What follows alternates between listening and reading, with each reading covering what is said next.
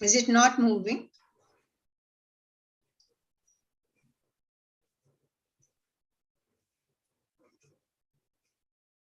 Ashmita?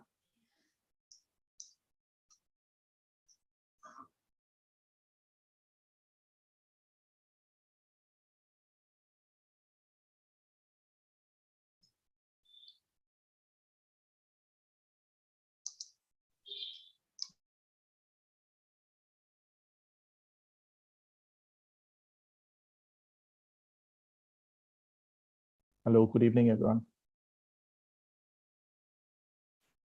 Good evening, Nitin. Good evening, ma'am.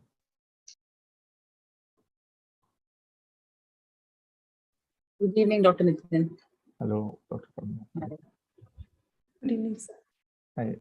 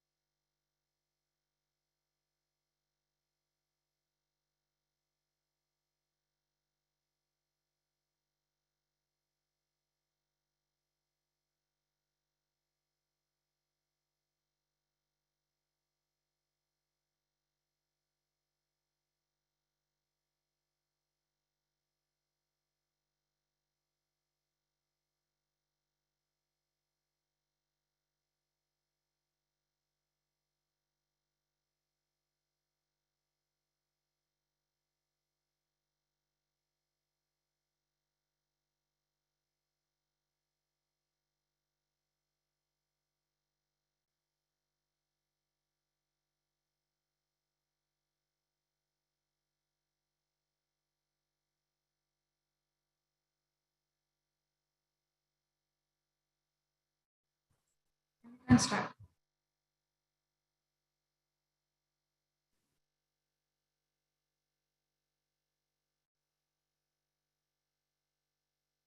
Ma'am, should I start? Yes, please. Yes, please. Good evening, one and all. We welcome you again for yet another interesting session organized by the Indian Thyroid Society, that is the Wednesday Special Thyroid Clinics. So today's agenda is as follows. So today's session will be chaired by Dr. Uma Saikia, who is the Professor and Head Department of Endocrinology, Guwahati Medical College, Assam. So we have two case conversations today. The first case will be discussed by Dr. Praveen and moderated by Dr. Pramila Kalra between 8 to 8:40 p.m. Then we have the quiz conducted by Dr. Sandeep Chilka between 8:40 to 8:50 p.m. And from 8:50 to 9:50 p.m. we have the second case discussion by Dr. Pooja Tiwari, which will be moderated by Dr. Nitin Kapoor. So I would like to invite Dr. Uma Saikia, who will be the chairperson for today's session. So can we have Madam's CV? Yes. Madam is presently the Professor and Head Department of Endocrinology, Guwahati Medical College, Assam.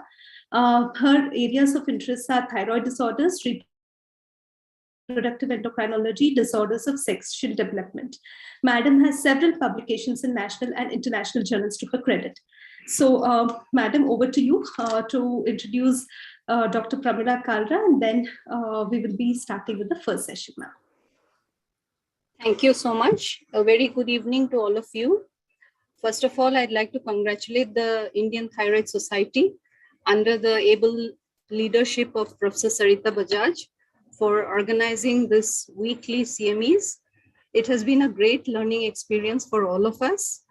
And I thank you, ma'am, for giving me this opportunity to chair this session. So the first case presentation is on congenital hypothyroidism, which will be moderated by Dr. Pramila Kalra. She is the professor and head of the Department of Endocrinology at Ramaiah Medical College. Her areas of interest are thyroid disorders and gender dysphoria. She has numerous publications in national and international journals, as well as chapters in various books. And she has various presentations in national and international conferences. So I request Dr. Pramila to kindly take over and as we proceed on to the case presentation. Thank you, Dr. Uma. Thanks for the kind introduction. So today in our session of thyroid clinics, we are discussing a very, very important topic because we know that congenital hypothyroidism or juvenile hypothyroidism is something which, if missed, can cause a lot of problems for the baby or for the child because brain development may be compromised. There may be a lot of neuropsychiatric manifestation, developmental delay, and a lot of problems can happen. Early recognition is very important, and early recognition, if done on time, which is very easy, can be treated just with one medication. So that is why we are discussing this case, because it's a great learning experience for all of us. Even now, when we think that congenital hypothyroidism or juvenile hypothyroidism is being diagnosed and not missed, we still do see cases in our setup where patients come during the adulthood age and undiagnosed, and they are congenital hypothyroid or juvenile hypothyroid. So that's what we are going to discuss today. Let us first have a case discussion, and then during the case, you are free to put your questions in the chat box, please, so that we can take those questions as well.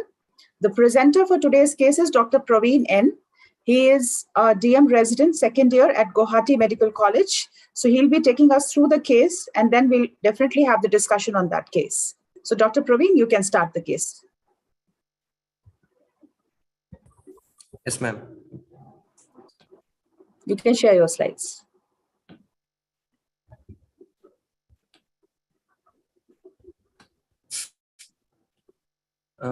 Ma'am, can you able to see my slide?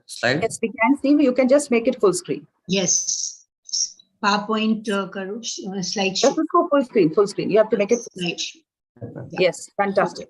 Go through. Thank you, ma'am. Today I'm going to present a case of congenital hypothyroidism. Myself, Praveen, second year senior resident in Department of Endocrinology, Guwahati Medical College.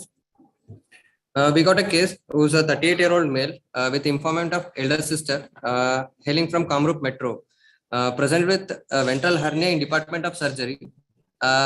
He incidentally found to have TSH more than 100 during pre-aesthetic evaluation, so for which they referred the patient to endocrinology for further evaluation. The patient chief complaint was abdominal swelling since last 8 months, which was insidious in onset, progressive. It aggravates on coughing, associated with diffuse dull aching pain, and it was not associated with any nausea or vomiting. On further asking, the patient had history of constipation, heat intolerance, lethargy, poor appetite, and he also had poor scholastic performance. He dropped out of class 3, and he also parents noticed, and even elder siblings noticed that height falterings noticed since the age of 3 years, and also facial puffiness and leg swelling. These were the long-standing. These symptoms were there since long time, since the childhood, and also there was no history of any neck swelling, any compressive symptoms like dysphagia, difficulty in breathing or stridor, and there was no history of any headache or visual disturbances. Coming to developmental and birth history, the mother had an uneventful pregnancy. He was born out of non-consanguineous marriage, full term by vaginal delivery at home. Birth weight was not recorded, and there was no history of any prolonged neonatal jaundice, hypoglycemia, or neonatal ICU admissions. Patient's early milestones were delayed since infancy, and also his motor and language milestones were delayed. In the form, the patient started standing by the age of 3 to 3.5 years and walking by 4 years. And he had a monosyllable speech by 3 years and a short sentence by 6 to 7 years. Patient elder sibling also gave history of delayed dentition. With personal history, he is currently unemployed, homebound, is unmarried. There is no substance abuse. His appetite is poor. His bowel is he's having constipation, as I told earlier, and he is having excessive sleepiness and lethargy. Among family members, there is no similar complaints in the family, and there is no family history of thyroid illness, short stature, or mental retardation among the family members. At the end of history, this patient, 38-year-old male, born out of non-consanguineous marriage, with history of delayed developmental milestones, with delayed dentition and height faltering since the age of 3 years, with poor scholastic performance and symptoms suggestive of hypothyroidism. He presented with history of abdominal swelling since last 8 months. To the surgery department, he was referred us to for with the TSH of more than 100 for further evaluation. With this, at the end of history, we had a clinical impression of primary hypothyroidism with short stature, with delayed developmental milestones and ventral hernia. So, Dr. Praveen, at this point of time, when you have a patient like this, to what time do you date back the development of hypothyroidism? Do you think it was there since birth? Do you think it happened a bit later? How do you date back the hypothyroidism in this male? Because he has come to you obviously at 38 years. And so from what time do you think the hypothyroidism would have started approximately? As such, the patient is not giving any history, ma'am. According to the informant, that is elder sister, patient had delayed developmental milestones since since notice, as far as she knows, since the beginning of the childhood, like since the first year of life also. And he started able to talk very late. Like language and motor milestones were too much delayed, where the elder siblings are able to notice that during his childhood period. So do you think that there was some insult which happened at the time of birth and this hypothyroidism might have developed later? Or do you think everything is attributable to hypothyroidism? Because the informant is sister, we really don't know, seeing the education level and the economic background about the neonatal jaundice and all those things can be very difficult to predict in this child, whether it was prolonged or not, because that's very difficult for them to tell us, because they are obviously not aware of that. So definitely we are not sure of those points. But what do you think, like, because he had all these histories, so do you think it is something congenital happening which is getting aggravated or which got aggravated by hypothyroidism, or hypothyroidism is the primary pathophysiology? We don't know the actually birth history. He was born in a home. Actually, we don't have any medical history of his during birth. There could be a birth asphyxia or during birth that might cause of his cognitive defects over a period of time. With overlapping, he's having symptoms suggestive of hypothyroidism. It could be congenital hypothyroidism. These symptoms could be attributable to the congenital hypothyroidism. So a lot of things like your developmental milestones, height, and the patient's present preclinical picture is definitely attributable, can be attributed to hypothyroidism. His poor scholastic performance, all these things are quite definite. So Dr. Uma, would you like to comment on this at this point of time, or can we go ahead? Would you like to give your comments here? Yes, because of the definite developmental delay, both speech as well as motor developmental delay, it's most likely that this is congenital hypothyroidism, because this degree of developmental delay, and if there was any significant birth asphyxia, I think the child would have been admitted to the hospital. So they are giving a history that there is no NICU admission or anything like that. So probably this is a part of congenital hypothyroidism. Absolutely. Yeah, that's what I also think, because the patient was born at home and then survived without any intervention. Yes. So looks a little bit unlikely, because patients who have birth asphyxia may present with other problems as well. They may have some features suggestive of CP, which is not very suggestive as per history, though only thing we are getting is the delayed milestones. That is one thing, but height and all that may be attributable to the hypothyroidism which might have started. audience has asked one question here, that was this child seen before the age of 3? So what I can understand from the history, that obviously no, because this patient has come to us at the age of 38 years. So obviously the patient was not able to approach or was not brought to the hospital. They didn't have accessibility. So we can understand this is what we can see in our country, unfortunately, though this patient might have been treated from birth, but this is unfortunate that the patient was not seen before. Yes, Doctor, can we go ahead, Dr. Uma? With Just the next 1 second. May I say something? Yeah, please, ma'am. Please, Like ma'am, please. congenital hypothyroidism, we don't, when they present late, the question is how late? 38 is really late. For juvenile hypothyroidism, yes, they just go on and on and on and on.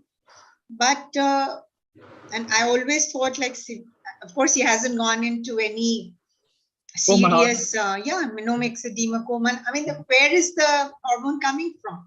Till 38 years, he's got something that's going on. Yeah, true. Right? I mean, how does it last for so long? Yeah. I don't know. There's something Yes, very difficult. Very difficult. Very difficult. Yes. Yeah, true. Yeah. So, Dr. Praveen, we can go ahead and then we can go on taking the questions. Yeah.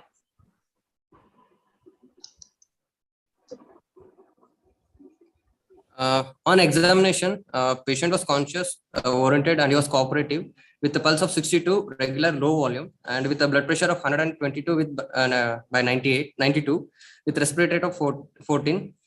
Here we can see his face is dull looking, coarse face with puffiness, with such of mixed edematous, and he had also had medrosis and pallor, and his hair was lusterless, brittle, and sparse. He had a poor secondary section, beard growth. And he also had depressed nasal bridge. And we can see the supraclavicular fullness, and he also had acanthosis and some skin tags. Thyroid was not palpable, and his extremities were cold, and skin was dry, and he had ichthyosis, and he had lipomastia and scoliosis, and pseudohypertrophy of calf muscles was there. And with epigastrics, we can see the epigastric swelling. And his SMR was G5P4 with a sparse axillary hair with testicular volume of 20 ml both sides with a SPL of 14 centimeters. His anthropometry height was 123.5 centimeter, which was less than third centile, with a height age of 8 years, with a height SDS of -8.9, with upper segment and lower segment ratio of 1.2, with arm span of 119 centimeter, and weight of 48 kgs, which is 5th to 10th centile for his age, with BM of 31.4 kg per meter square. On systemic examination, as you had chief complaints of abdominal swelling, there was abdominal soft, non-tender. There was a mass of 2 into 2 centimeter in the epigastrium, which was reducible, and there is no organomegaly.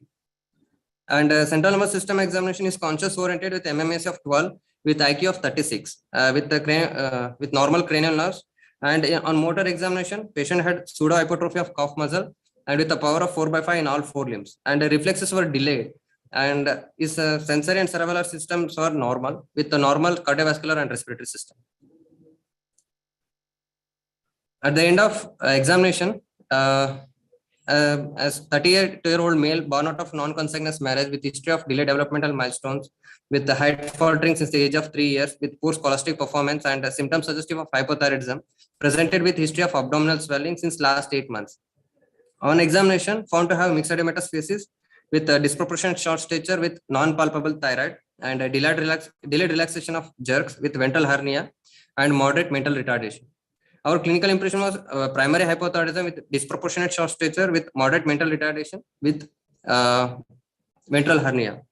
For primary hypothyroidism, as thyroid gland was not palpable in the neck, we thought it could be a dysgenesis, or among dysgenesis it could be ectopic hypoplasia,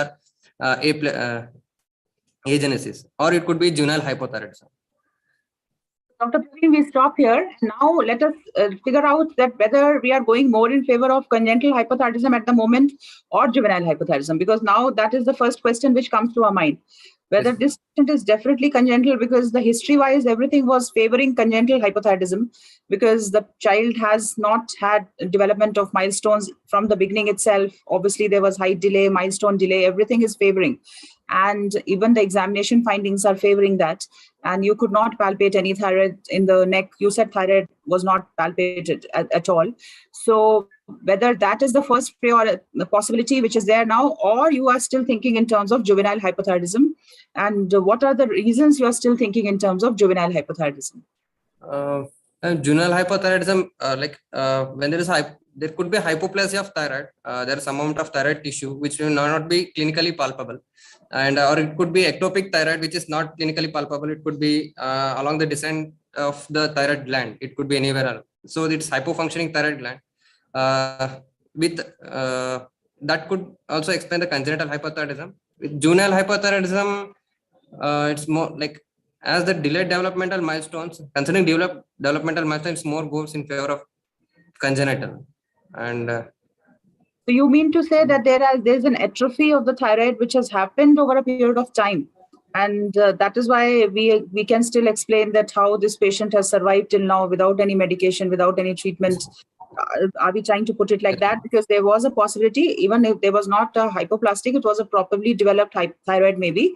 He had early onset of autoimmunity, and that led to the over a period of time atrophy of the thyroid and subsequent hypothyroidism, which went undiagnosed. And because there was some residual activity of the thyroid gland which was happening, probably the patient survived those times, and now he's properly zero, almost zero with the thyroid hormone levels. So that's one possibility we are keeping. Dr. Uma, would you like to add something here?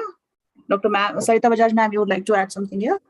Praveen, how would you attribute the mental retardation? See, congenital vis-a-vis juvenile, you said at the end, moderate mental retardation. So what would you expect? I mean, I'm just questioning between the two, congenital vis-a-vis juvenile. Where does the mental retardation fit in more? Mainly in congenital, ma'am. That also moderate, because I would expect if he has almost no thyroid or very little thyroid for even 1 year after birth. And see the height, what is the height age? You said 8 years. 8 years, ma'am. 8 years, isn't it? And till 3.5 years, nothing was known at all. I mean, from the history, you're starting off with 3.5 years. And his height is 8 years. Yes, ma'am. So there's something else. It's very, it's mind-boggling. So, I mean, you have to, put all these points, the height age, the mental retardation. Of course, he has classical features of hypothyroidism.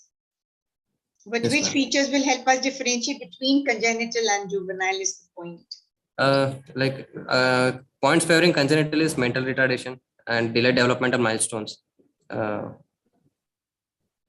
But and also clinically there is no palpable thyroid gland. That's fine. But what do you mean by moderate mental retard? Can you be a little more explicit? His IQ assessment was done, ma'am. Okay, you're coming to that. I think let's move on now. Pramila, shall we move on? Yes, ma'am, please. Yeah, we'll move on, then we'll discuss. We have many more things in this case. And we'll have answers. Let us move on. Yeah.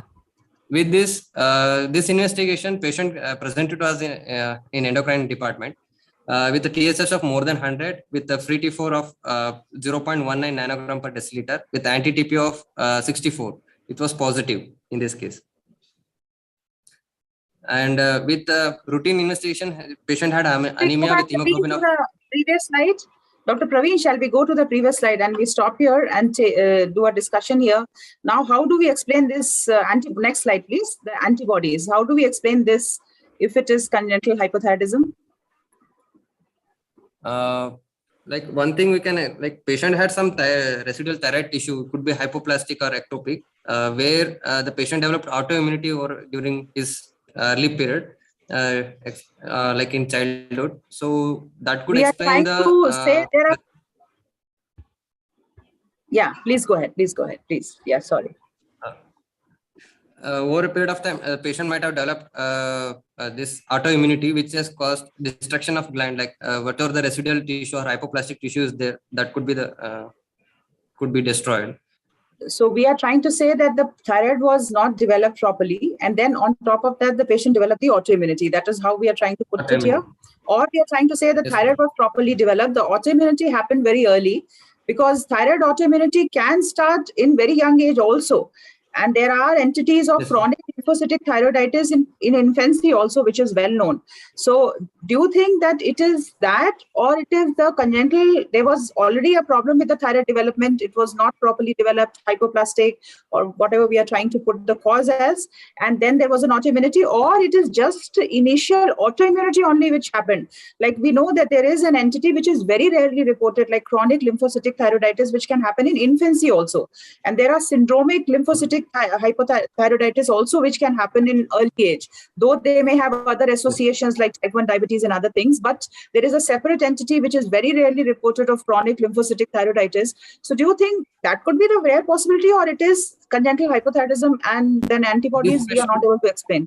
So how do you put it? This patient didn't have any other autoimmune association, like patient didn't have any vitiligo or other autoimmunity. In this patient, no history of any malabsorption syndrome like celiac disease or any type 1 diabetes or other pernicious anemia. So it could be as a part of this early onset of. Yeah, we can say that that could be one of the things. That is what we are thinking about. But IPEC syndrome and all, if you are thinking about, yes, definitely they have other associations. They may have type 1 diabetes and other things. But if you talk solo about chronic lymphocytic thyroiditis or lymphocytic thyroiditis in infancy, very rare. We can just stretch it. Very rare, I agree. But like, because with fitting both the things together, then we can fit in there. Because with the type of mental retardation the patient has, with the clinical picture the patient has, and with the height and other things, if we try to fit in as one diagnosis, then I would say that can also be kept as a possibility. Dr. Uma, your opinion, please. Yes, exactly. It's very difficult to fit. We either have to take a very rare possibility of very early onset autoimmunity in this patient, or we say, as Praveen has said, that maybe you have to explain it by two mechanisms, because whatever there is some insult to the thyroid, either congenital or autoimmunity, which has occurred at a very, very early age to cause this degree of mental retardation. Right. That is all I can say. It's very difficult otherwise. Right, absolutely. Dr. Sarita, ma'am, you would like to comment on this? I think we'll just go ahead. It is, let's complete the case. Yeah, yes, ma'am. There are many more things. Little revelations. Yes, ma'am. I would only like to add, this anti-TPO is nothing much to talk about, like 64. Because if he has an autoimmune process, I think I have expected it to be much higher. And when a lab value is more than 100, what is the highest TSH that you remember? Have you seen? On a highest TSH report, like 700 something, 800 something, 1000 something, or 2000 something. I'm just saying, when they give you the report, more than 100 can be anything. Right, ma'am. Right. Anybody? Like, but Praveen, for you, for the residents first, and then. Like highest we had seen the report, not more than 100. I'm saying more than 100. The exact number. I had seen one report of around 500. That's the highest number I've seen. Max around 500. I've seen one patient with 1,340. I've seen beyond that also. You can have such high TSHs. And see, anti-TPO conventionally, when the value is less than 60, you get more than 1,300. It just says more than 1,300. It won't even say how much. That means it's beyond that. So here, with such a long duration, you're hardly getting any antibodies. And of course, the TSH can be very high. I'm saying because it just says more than 100. Yeah, please go ahead. Yeah, ma'am, absolutely. So one more point, just like as you are telling the antibodies, that there may be a possibility that if the child had, he had antibody formation, the lymphocytic thyroiditis happened very early. Yeah, So the then antibody level would have come down now because come the down. levels may wax and wane. So there is a huge possibility that the levels were much higher before, and now we are seeing the patient at the age of 38. So now the antibodies level might have come down. So that's another possibility which we can keep here, because that is how we can explain everything. So burning out, the burning out phenomenon. Yes. In other words, the antibodies are evidence of something happening, and that absolutely, which happened in the past. It's just a marker of something which happened 30 years back, 34, 38 years back, 37 years back. Exactly. That may be explained. Okay. Yeah, please go ahead, Dr. Praveen, please. He had a routine investigation with a hemoglobin of 10. He had anemia with hemoglobin of 10.1. It has normal RFT, LFT, and electrolytes. We did a lipid profile. It was showing hypercholesteremia with hypertriglyceridemia, which was severe hypertriglyceridemia. In view of severe hypertriglyceridemia, because of also his patient had pain abdomen, we did a pancreatic amylase and lipase to rule out pancreatitis, which was normal in this case, with the normal fasting and postprandial blood glucose. And further, because the thyroid gland was not palpable in the neck, we ordered a USG neck, which was reported as there is no thyroid tissue visible in the neck. And also from a surgery side, they did ultrasound abdomen. It was showing fatty liver with ventral hernia, which are containing omentomecentric fat. Patient's ECG was sinus rhythm. Even the heart rate was on lower side. It was 62. And with the 2D echo was normal with EF of 60%, but there was no any pericardial effusion. And in view of thinking of congenital hypothyroidism, we did audiometry. It was normal bilateral. Following which there is a negative ultrasound scan. Because the technician scan is not available in our setting, we had to get from outside. Later we got the technician 99 thyroid scan. There was no any appreciable tracer uptake in the thyroid bed in this case. And also there is no ectopic uptake in the along the descent of the thyroid gland. Along with this, we did also a skeletal X-ray. This was showing skyphosis, and also there is a femoral head dysgenesis bilaterally. And also the patient, we can see the distal end of the radius. There is some radiolucent line still persisting, even at the age of 38 years. And also the pituitary fossa was taken from the lateral skull X-ray. It was not that much like enlarged. With this, our provisional diagnosis was congenital hypothyroidism with thyroid dysgenesis with a moderate mental retardation with ventral hernia. So, would you like to just throw some light on the pituitary fossa and your comment on that? And just a comment on that. Yeah, what were you looking for exactly, Pamela? What she's asking. What were you looking for when you got all these done? Yes, ma'am. For skeletal survey, mainly for pituitary fossa, we have like look for any enlargement of the fossa, because during long-standing hypothyroidism, there could be a thyroid hyperplasia, which will enlarge the pituitary fossa. As this, we got a lateral skull pituitary hyperplasia. So in lateral skull X-ray, there's not much enlargement in this case. And other skeletal survey we did because like patient had a short stature and with a prolonged hypothyroidism. In order to see the skeletal manifestation of this hypothyroidism, we did X-ray. It was showing there is a epiphyseal dysgenesis, especially in the femur. We can see there is a femoral head dysgenesis in bilateral in this case. Right, definitely. So good. So I think we can go ahead because we have hardly 10 minutes remaining. We have to tell the guidelines and discuss a little bit on that. So we'll go ahead. Yeah. No, what isn't it pathognomonic of congenital epiphyseal dysgenesis? Stippled epiphysis. Yeah. No, in the femoral head. Yes, ma'am. Okay. And following which we started levothyroxine 75 microgram once daily. Along with fenofibrate, we started because of patient had severe hypertriglyceridemia. In order to, in view of to prevent pancreatitis, we started fenofibrate. This is the follow-up investigation. Patient had a TSH of 5.46 at the end of 1 month. and at the end of 6 months, it was 1.4. And even lipid profile, the cholesterol was improved from 600 to 162, and with triglycerides improved 106. We stopped the fenofibrate. We continued the levothyroxine therapy.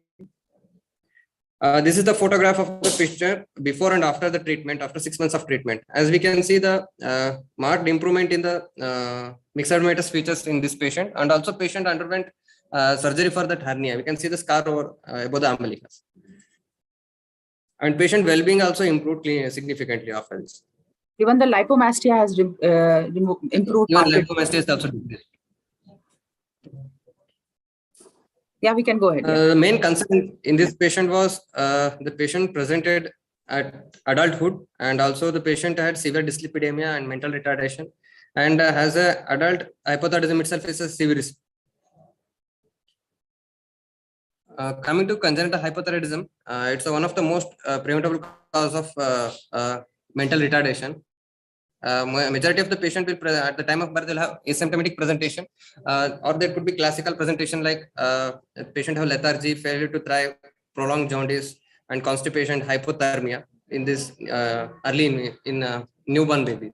Even mottled skin, the feel of the skin of a normal newborn is like a rose petal. And when you have a child who is congenital hypothyroidism, their skin will not be feeling like a rose petal. That's the typical description we were taught during our DM by Vijayalakshmi Bhatia ma'am. So it has to be like rose petal. If you just touch the skin of the newborn, it has to be rose petal. You should feel. That is how it should be. If it is not that, you should think about it. That was something which we were taught during our DM. Yeah, please go ahead. The incidence of congenital hypothyroidism is approximately in India, it's 1 in 1,130. This was a study by ICMR task force for newborn screening for congenital hypothyroidism, mainly in the 5 major metropolitan cities across India. The incident found to have 1 in 1,000, highest being in Chennai, it's 1 in 727. This congenital hypothyroidism could be transient or permanent. The transient will be lasted for few weeks. This either could be those patients, babies born to the mother with maternal TSH receptor blocking antibodies, and those with mother taking antithyroid drugs, and those babies which are exposed to iodine, that will during labor, where they use antiseptics that will absorb the iodine, that will cause full Chekhov effect. And it could be either permanent by either permanent, it could be either dysgenesis or disharmonogenesis. Dysgenesis being the most common, it mainly occurs because of a defect mutation in the transcription factors involved in the development of thyroid. This include NKX 2.1, which these transcription factors also expressed in other part of the tissue will have phenotypic expression for at the time of birth. So it will helpful in the diagnosing the transcription, which transcription factors are involved. For example, in NKX 2.1, here this also expressed in brain. So this patient can present with choreoathetosis along with congenital hypothyroidism. And whereas they may have respiratory distress also. These patients may have also respiratory distress. That's one more manifestation. Yeah, please go ahead. And along with the FOXC1, this is expressed in hairs and also in the in the oropharyngeal region. So this patient can present with teres dysgenesis or hypoplasia or aplasia, along with spiky hair and choanal atresia or cleft palate. And backside, this is expressed in urogenital region. So this patient can present with urogenital abnormalities. And also NKX 2.5 also is associated with congenital heart diseases also. Even other rare causes like JAG1, GLS3 also involved in the congenital hypothyroidism, and TBX1 involved in the Dijor syndrome. And disharmonogenesis, it mainly occurs due to the impaired hormone synthesis, mainly affecting thyroglobulin, TPO, dual oxidase, and also pendrin and NIS. Any of the steps where the thyroid hormone synthesis is impaired, it can present with disharmonogenesis. Usually, this patient will present with goiter. Why the patient with hypothyroidism will have short stature? In order to understand this, we have to know the action of T3 on the cartilage and also growth hormone. In cartilage, this chondrocyte will express the TR alpha receptors, where the thyroid hormone will go and act, will cause inhibition of chondrocyte proliferation, and also it will stimulate the chondrocyte differentiation and maturation to form hypertrophic chondrocytes, which undergo apoptosis. Later, this is inhibited by blood vessels, resulting in the formation of bone. Dr. Praveen, in view of the time being short, we can go to the guidelines because those are more important. We are trying to communicate. So can we go? You can just go through the rest of the slides fast, and we can go to the guideline because that's something we wanted to tell. So you can just tell that in the brain, we know that there are changes in the hippocampus, in the temporal lobe, even the brain volume, not only in congenital hypothyroidism, but also in untreated adult hypothyroidism. And the treatment will definitely, you are coming to that. Yeah, please, you can tell this, you can tell, yeah. Earlier the treatment, better the outcome. There was a study, retrospective study among 131 patients with congenital hypothyroidism. They checked the timing of initiation of therapy. Those who started within 15 days of birth, had better outcome with the IQ of 119. Those who started after 3 weeks, the IQ had decreased to 108. And also the effective dose of levothyroxine therapies will have effect on neurocognition function, where those patients which started with 10 to 15 microgram had a mean IQ of 98, and those compared to those who started with 6 to 8 microgram, the mean IQ was 88. It was less. So earlier the treatment, better the outcome. Yeah. We can go, leave the lipids, we can go to the guidelines and we can just go through that because now we have only 4 minutes. So that's why. Goals in this management are like early diagnosis, optimal treatment, and neonatal screening. It is universal screening is there in developed countries. Unfortunately, in India, we don't have any universal screen for congenital hypothyroidism. We can use the cord blood within 30 minutes or postnatal day 4 to 5, a heel prick test. Either filter paper or serum sample. The screening strategy is mainly by 3. That's primary TSH or primary T4 followed by TSH. Better option is TSH followed by TSH along with T4. This is the guideline published in 20 consensus guidelines published in 2020-21 by European Society of Pediatric Endocrinology and European Society of Endocrinology. Here, they advise to screen with the primary TSH. If there is a resource setting is available, you have to do both TSH and T4 after 48 hours of born. If the TSH is more than 20, we have to recall the patient for confirmatory test, which should be done by venous sampling. If the TSH is more than 40 in the screening test itself, if there is no facility available for thyroid function test immediately, we have to take the sample and we have to start the therapy immediately. For confirmatory sampling, if there is a low T4 with the TSH above the reference range, we have to start treatment immediately. And with the TSH, if free T4 is normal, with the TSH of more than 20, we have to start treatment immediately. And if there is a TSH between 6 to 20 with the normal T4, we can repeat the thyroid profile again after 1 to 2 weeks.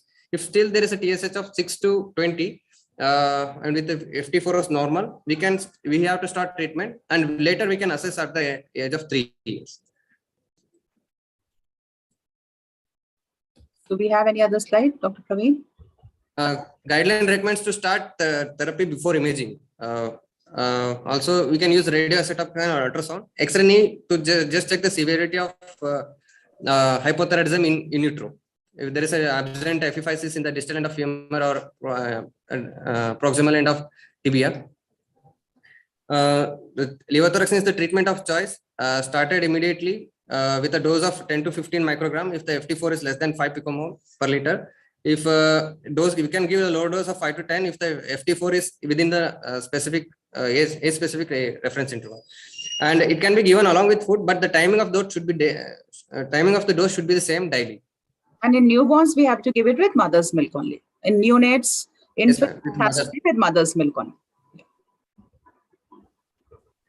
Yeah, you can go. And brand is preferred or generic, and you have to monitor very frequently, and we have to monitor every 2 weeks until TSH get normalized.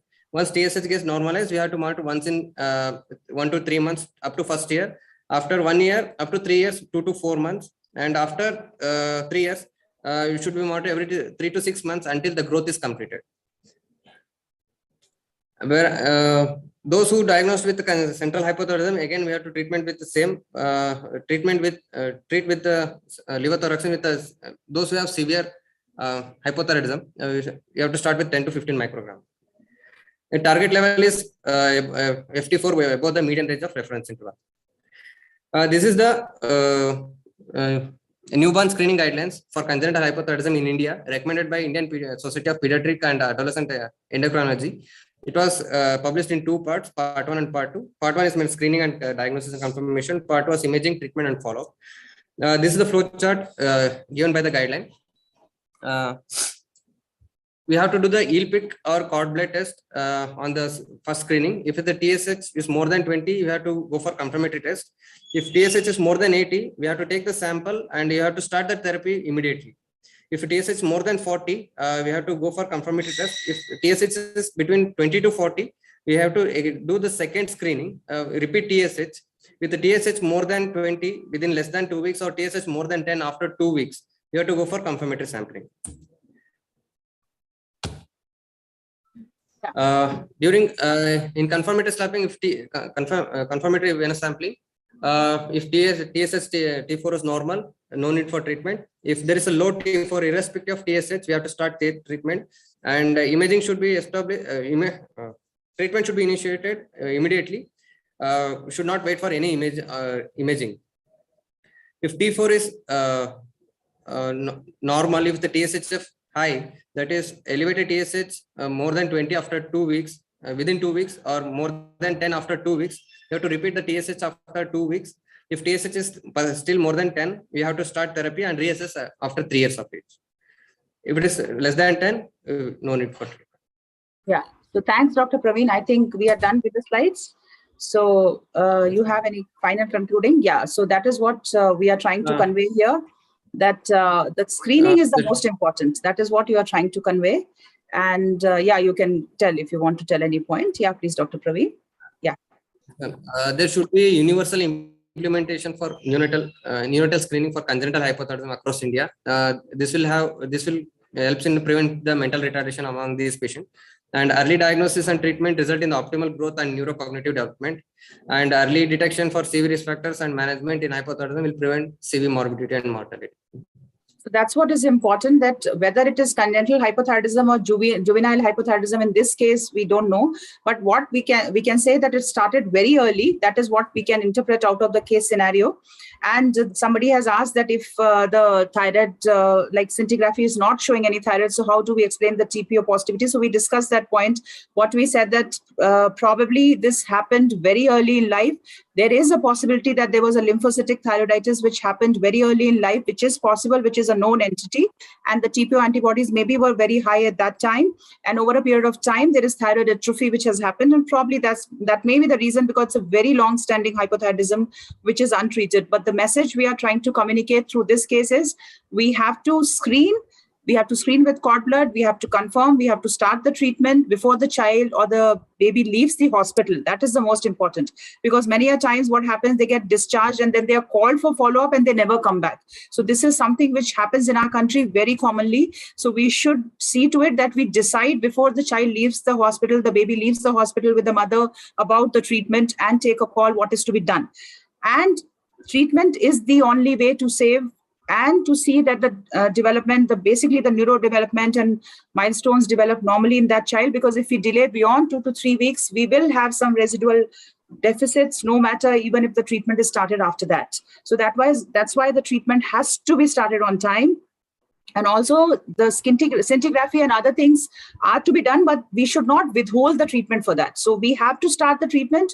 Those things can be done to see if there is agenesis, there is dysgenesis, there is ectopic thyroid, or there is dyshomogenesis where we do the perchlorate discharge test. So all these things are done to confirm the etiology, but the treatment should never be delayed for doing the scintigraphy. So that's another important take home we should keep. So the treatment has to be started. It has to be given with mother's milk. And obviously we have to follow up the child first time after 2 weeks, and then every 4 weeks initially. And then once we build the levels to normal range, then we can do a 6-weekly follow-up. So I think with this we end. We have exceeded the time a little bit. Dr. Uma, would you like to just give some final comments and then we hand it over? You just have to unmute yourself. Yeah, there's nothing much to add. I think that we should, maybe the Indian Thyroid Society should stress on this, that, implementation of this universal screening program. And we are lagging behind in this field because so that as a society, maybe we should try for that. That's all I can say. Absolutely. Absolutely. I think we'll go ahead now, please. Yes. Yeah. Thank you, Madam and Dr. Praveen. That was indeed a very gripping discussion. So moving on to the next part of today's agenda, the most awaited part, that is the quiz. So we have Dr. Sandeep Julka sir with us, who will be conducting today's quiz. So can we have Sir CV? Yeah.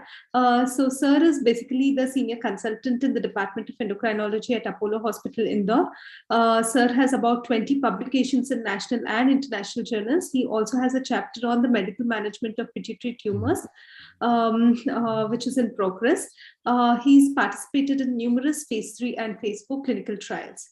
So over to you to start the quiz. Thank you very much, and namaste to everyone. Sir, before we move into the original quiz, I like to share some dummy questions for attendees. Okay, you want to share some dummy questions? Yeah, I just activate the dummy questions. So maybe they are more interesting. We'll try to answer those.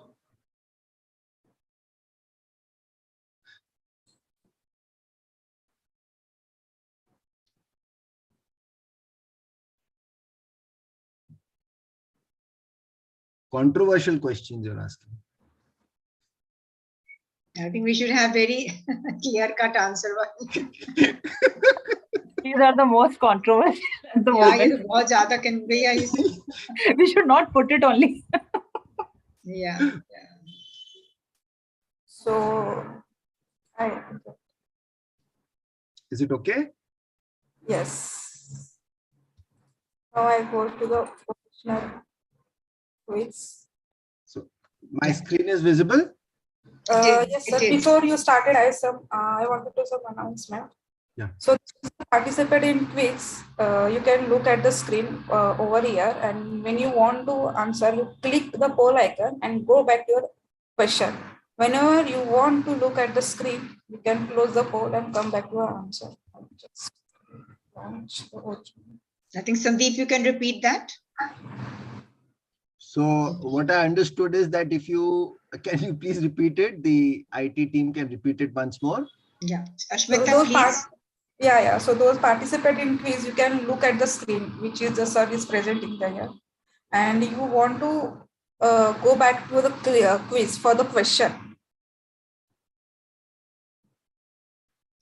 Yeah.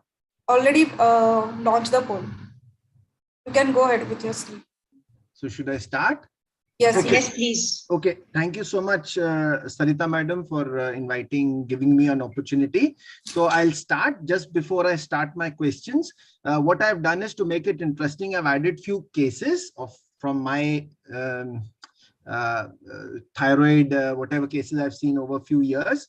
And so I'll be fast in discussing the cases and I will stay at the question. I think you get 10 seconds to see the question and answer. And the questions are related to the case, but they are not necessarily related to that particular case. So I start with the first case. Now this 68-year-old doctor's mother presented to me. So please see the screen and the thyroid function.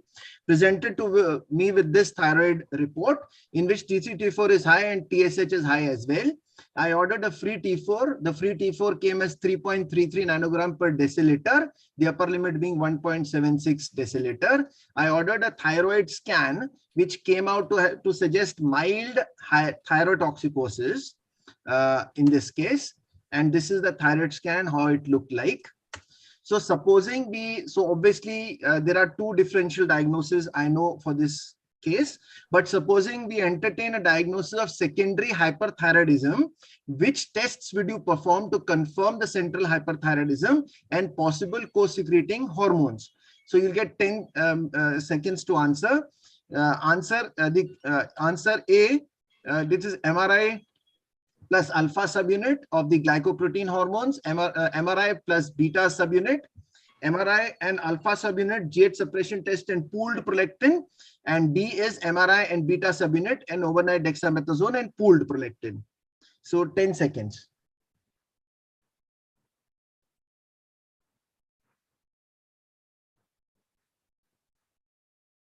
So we'll move ahead. 10 seconds are over. No one. So we go on to the second case. This 21-year-old gentleman presented to me with Graves' disease, but he had a very peculiar presentation. I'll be showing a video. You see the video, and then we will go ahead.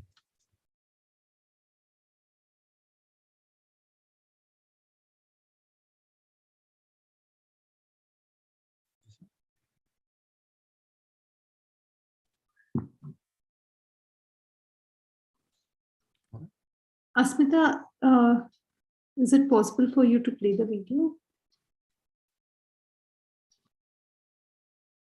No.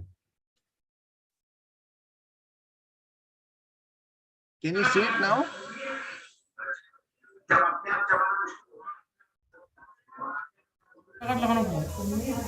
अच्छा, जब अपने आप चबाना मुश्किल होता है, अपने आप नहीं चबता है और आंखें अपने आप बंद हो जाती है।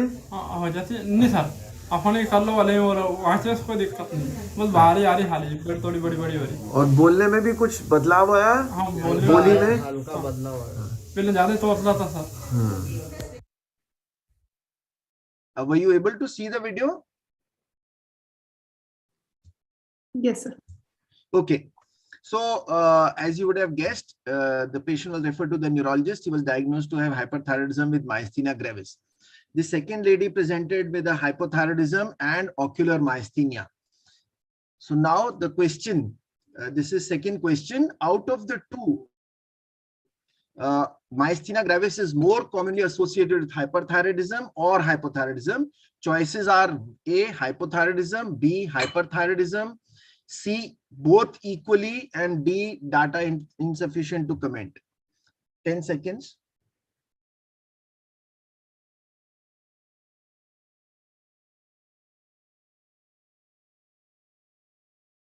We'll go to the next question. As Sarita madam was asking, what is the highest TSHs you've seen? I've seen in 1200s and 1300s. So this child, 12-year-old, presents with a very high TSH. We should have put it in dilution. And since the child had nystagmus, somebody did an MRI and they found a pituitary mass.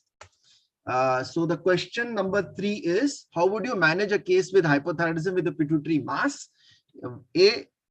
Choice A, replace thyroid hormones and then surgery once there is thyronormalcy. B, replace thyroid hormone and manage it medically. C, replace thyroid hormone and give steroids initially and radiotherapy.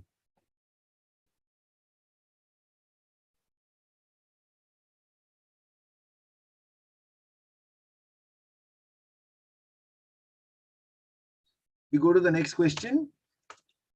This is question number 4. 22-year-old patient presents to me in 2012 with Graves' disease. He is then lost to follow-up, presents back in 2015. I decide to give him radioiodine ablation. He gets 9.78 millicurie of radioactive iodine, 131. Then he is again lost to follow-up. Apparently goes into remission for about 5 years. Presents to me in 2022.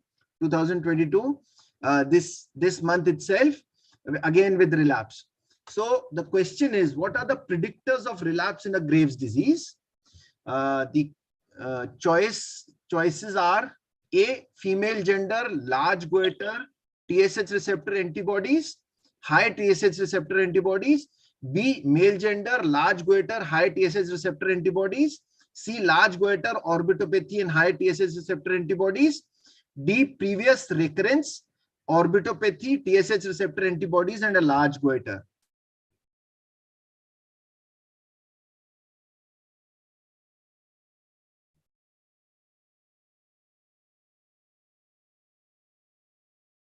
The next question. So this 4-year-old child presented with recurrent fractures and limb length discrepancy and swelling on the forehead. His testicular volume was 2 ml. He had cafe au lait spot on the body.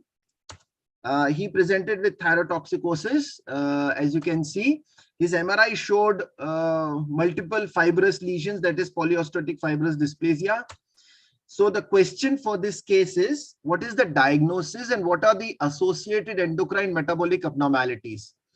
First choice, which is A, is McCune-Albright syndrome with thyrotoxicosis with Cushing's with acromegaly and precocity. B is McCune-Albright with thyrotoxicosis with Cushing's with hyperparathyroidism and precocity. C, McCune-Albright with thyrotoxicosis with Cushing's with acromegaly with precocity and hypophosphatemic rickets. D, all of the above.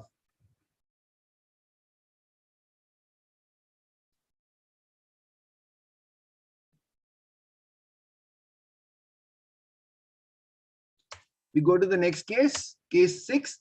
This 6-year-old child presented with central congenital hypothyroidism. She was diagnosed earlier, but she was inappropriately treated. As you can see, this is the test which she presented in 2021. MRI done in 2015 showed a very thin corpus callosum and delayed myelation of the white matter. The question for this case is, which of the following statements is true?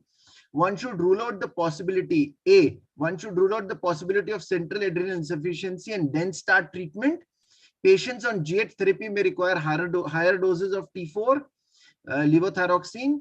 Neonates, we initiate the doses at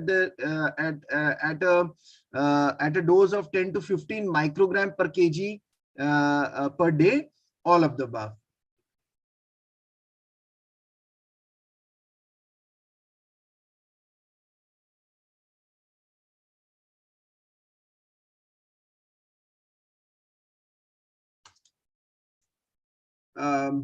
Now, 19-year-old girl presented with oligomenorrhea, weight gain, and mild hirsutism without galactorrhea. A pooled prolactin TSH was ordered amongst other tests. And you can see the value of 193 of pooled prolactin and TSH was 23. This child actually had a macroprolactinoma. Now, what is true about having a prolactin tumor? Macroadenoma, which is a prolactinoma. A, approximately 50% of women and 35% of men have galactorrhea. B, tumors are more invasive and men have rapid growth. C, a value of less than 200 nanogram per ml with a macroadenoma may not represent a prolactinoma. D, drugs like prokinetics and risperidone can cause serum prolactin levels to rise as high as high hundreds. All of the above.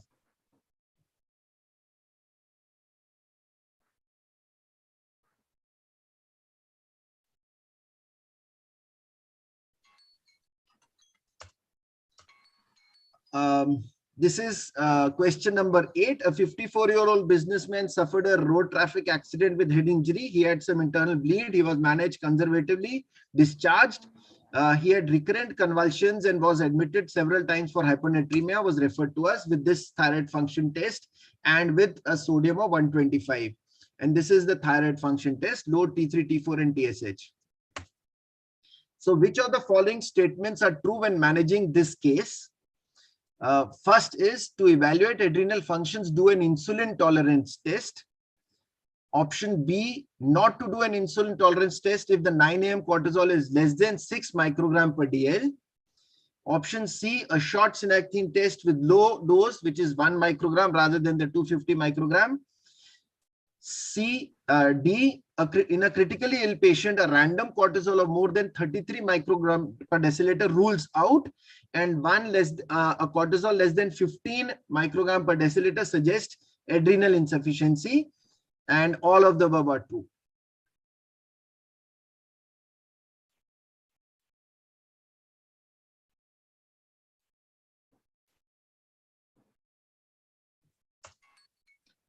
Question 9. This is from our thyroid research, our own journal of thyroid research and practice, which everybody should read. Wonderful articles there. In a study published by Janardhan D and Suresh and others, in thyroid research and practice, what percentage of patients had transient hypocalcemia and what had definite hypoparathyroidism after thyroidectomy for malignancy, after total thyroidectomy? Option A, 32% and 4.3%. B, 56% and 7.6%. C, 82% and 6.8%. D, 64% and 5.1%.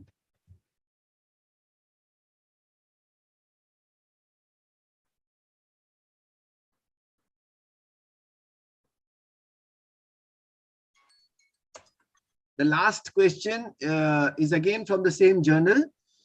Here you see, what you see is a liver biopsy slide where you see cholestasis and periportal inflammation.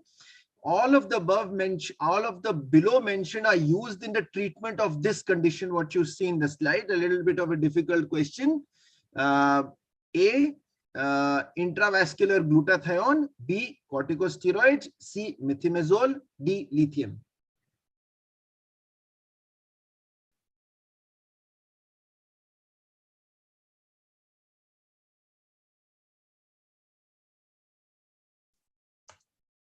And this is the last question, but not for the delegates, for all the panelists. Please identify all of these Bollywood personalities. Thank you. Thank you. Thank you, sir. Since we are already short of time, we will now move on to the second case discussion. So I request Dr. Uma Madam to introduce Dr. Nitin Kapoor, sir, who will be moderating the second case. So we go on to the second case, which will be moderated by Dr. Nitin Kapoor. He is a professor of endocrinology at CMC Vellore, and he also has a PhD in obesity from the Melbourne University. His areas of interest are obesity and metabolic syndrome. He has published more than 180 indexed peer-reviewed publications in national and international journals. So I request Dr. Nitin Kapoor to conduct the session. Thank you, Dr. Uma, for that kind introduction. Thank you, Sarita ma'am, and a big congratulations for taking the Indian Thyroid Society to really big heights. It's really very gratifying to see more than 100 participants on a webinar at this time, and that gives real enthusiasm to conduct this session. I have the privilege also to invite the presenter for today, and I don't see her in the panelist. Dr. Pooja Tiwari, she's a second year DM resident from Guwahati Medical College in Assam, and she'll be taking through a case scenario wherein we see dual pathologies which affect the thyroid gland, coincidentally hyperthyroidism and a thyroid malignancy. Now, in clinical practice, do we always in medicine talk about, trying to explain all the symptoms and the signs of a patient by one disease or under the umbrella of one pathology? But in thyroid, at times, we do see dual pathologies that coexist, and this is one such example. I do understand we are running a little short of time, but I would request you to start the presentation. So, Dr. Pooja, are you there? Can you identify yourself? Yes, sir. Yeah, great. Yes, sir. Yes, sir. So welcome, and you can start sharing your screen. I would ask a few questions in between. I would encourage all the audience to answer. You can enter in the chat box, and that would make it more interactive. Dr. Pooja, you can share your screen. Yes, sir.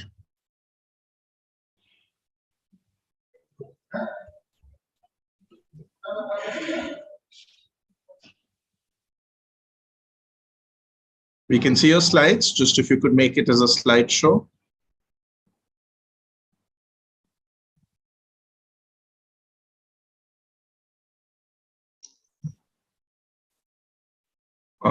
Dr. Make it full screen. Make it full screen. Just click that. That's fine. Just click that where you put your cursor. Can you please press F5?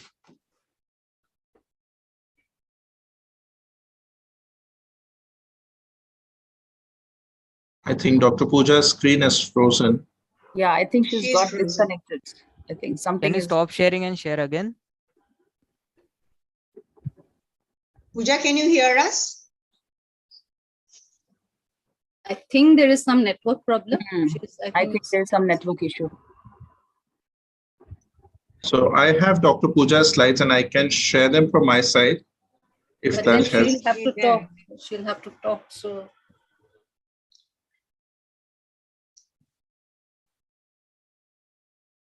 I think she was anticipating this a little bit. She did email me just before the session saying that if there's a problem, please share. But we'll wait for her to join back. She's back. Yeah. Dr. Pooja, are you okay to share the screen or would you want me to share?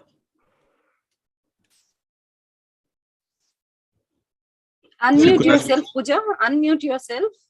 You have to unmute, Dr. Pooja. Unmute yourself. Yeah. Yeah. Yes. Yeah. Now make it full screen.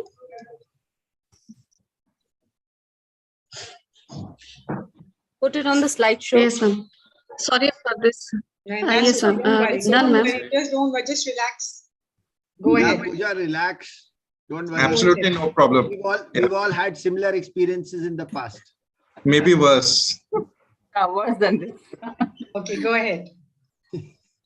Don't worry about Yes, the ma'am. time. We're okay for time. Don't worry at all. Now you can start, Dr. Pooja. Yeah. Yes, ma'am. Patient MH, 23-year-old, unmarried, in front of neck for 3 years.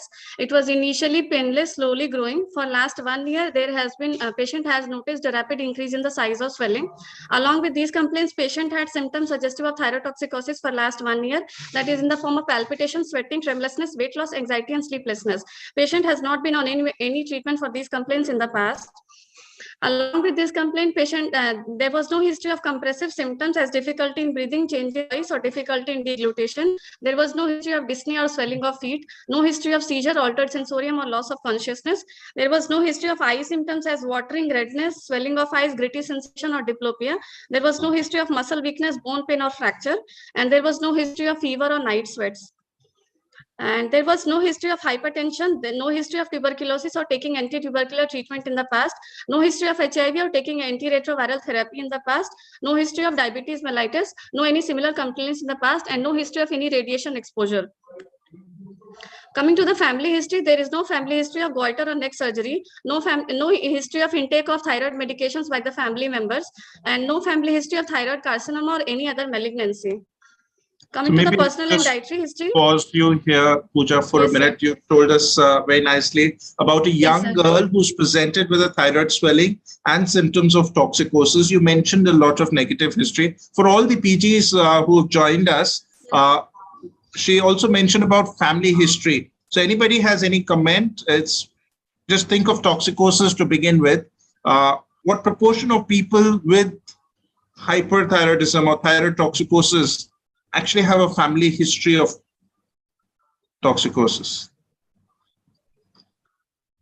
Or if not from toxicosis point of view, let me make it more simple. From a thyroid cancer point of view or a thyroid swelling point of view, anybody in the audience, you can punch. What proportion of people who have a thyroid swelling have a family history, or what are the familial causes of thyroid nodules? Anybody? Pooja, if you would like to answer. Yes, sir. Right. Familial causes, depending upon the type of carcinoma, sir. Very good. Most commonly, it is the medullary thyroid carcinoma. It Absolutely. is autosomal dominant. Non-medullary? So there is family history definitely. Non-medullary papillary thyroid carcinoma also in cases of familial FAPS, or familial adenomatous polyposis, that is presenting with papillary thyroid carcinoma will have autosomal dominant presentation. And along with that, follicular also, sir, is having some family history. Exact percentage I don't remember. That's a syndrome, right? That's fine. So a lot of these syndromes which have colonic polyps, Cowden syndrome, as you mentioned, FAP, P10, and these yes, are sir, Cowden, yes, sir. P10, yes, so these yes, syndromes sir. can have about 5 to 10% of people overall who have a thyroid nodule can have a family history of a thyroid nodule and a malignancy. And so this is something important that you mentioned. You did mention about drugs and thyroxine. So if I was to ask, if you have a patient with toxicosis in your OPD, What are the drugs that you're really worried about as an etiological basis for toxicosis? Anybody in the audience, if you'd like to punch in? We keep talking about drugs and thyrotoxicosis. Right, so certain cardio drugs, heard of, that can cause thyroiditis? Amiodarone, sir. Yes. And more recently, even tyrosine kinase inhibitors have been implicated with thyroiditis, and they are being used in thyroid malignancy. So yeah, I think it's good to keep the net broad, but let's go on, Pooja. Please continue. Yes, sir. Coming to the personal and dietary history, she is vegetarian, homemaker, non-alcoholic, non-smoker, and her menstrual cycles have been regular, 28-day cycle with normal flow, and total calorie intake by her is approximately 1500 kilocalorie per day, and total calcium intake was inadequate, that is approximately 500 mg per day, and sunlight exposure also has been inadequate, and patient has been taking the iodized salt since childhood. This was history. So coming to the general physical examination, patient, as we can see the photograph of the patient, she is conscious oriented, afebrile, moderately built and nourished, weighs approximately 43 kgs with height 154 centimeter, BMI coming at 18.14 kilogram per meter square. Pulse 112 beats per minute, regular high volume felt in all peripheral pulses. Blood pressure 120/60, right arm supine position, no postural drop, and pallor, icterus, cyanosis, clubbing, edema, all were absent. And there was bilateral cervical lymphadenopathy present in the left level 3-4 along with right level 3-4 lymph nodes, largest on the left level 3, sized 1 × 1 centimeter. It was non-tender and mobile nodes, and JVP was not raised. And coming to the particular thyroid examination, as we can see, this is the photograph of the patient some 3 years back. And here, as we can appreciate, one small goiter in the front of neck. And this was the 6 months back photograph. Here we can see the size has increased with asymmetrically more on the left side. So coming to the findings, inspection, there was a grade 2 goiter, asymmetrical, left more than right, moves with deglutition, lower border visible, Pemberton sign negative, and no dilated veins present. After the inspection findings were confirmed, there was a diffuse goiter with left 7 × 6 centimeter and right 4 × 12 centimeter, non-tender, no nodularity felt, no local raised temperature, of variable consistency, somewhat soft to firm, margins were regular, and it was associated with thrill. And on percussion, there was no retrosternal dullness, and on auscultation, brew was felt on the both sides. So just like to highlight here, so this is an ideal way of presenting in the exam.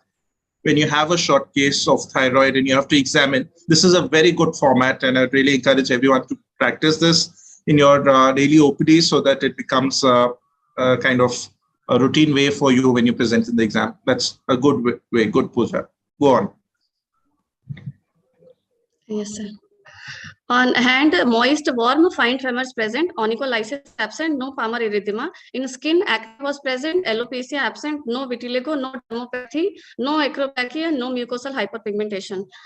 And coming to the eyes examination, as it is obvious, the eyes are looking normal, visual acuity normal bilaterally, no lid retraction, no lid lag, no signs of infiltrative ophthalmopathy, and clinical activity score bilateral was 0/7. To the systemic examination, cardiovascular, asystolic murmur without any thrill in the mitral area present, without any radiation also. In the chest, bilateral vesicular breath sounds present, abdomen soft, non-tender, no palpable mass or organomegaly, and central nervous system examination within normal limits.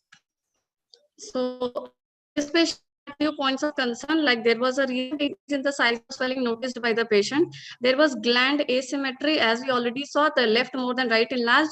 Along with that, it was a variable consistency and palpable lymph nodes. So these were points which were somewhat against the Graves' disease. So the clinical impression was Graves' disease with sinus tachycardia, not in failure, no ophthalmopathy, no dermopathy, no acropathy, with query some malignancy. Along with that, in differential diagnosis, we will keep the hyperthyroidism with thyroid carcinoma. So maybe just pause here for a minute. And yes, you presented very well. You covered almost everything. Sir. You told us a story of a young girl who's presented with symptoms of toxicosis and a thyroid swelling. Well, you didn't, the patient does not have any eye disease or stigmata of Graves' disease as such. How sure are we that this is Graves only, sir, and this is not any other cause of thyrotoxicosis? Why not a toxic MNG, wherein you can get an asymmetric swelling? And so it's always good to keep a little bit of differential diagnosis clinically. So would you like to tell me something, some points? toxic MNG here? Sir, first thing, it was a diffuse swelling, although asymmetrical. There was right lobe also enlarged, as we found on the examination. Second thing, there was bilateral brew. We could feel, sir, on auscultation. Brew was present on bilaterally. And third thing, sir, because ophthalmopathy, it can be present in a case of Graves' disease in just 20% patients only.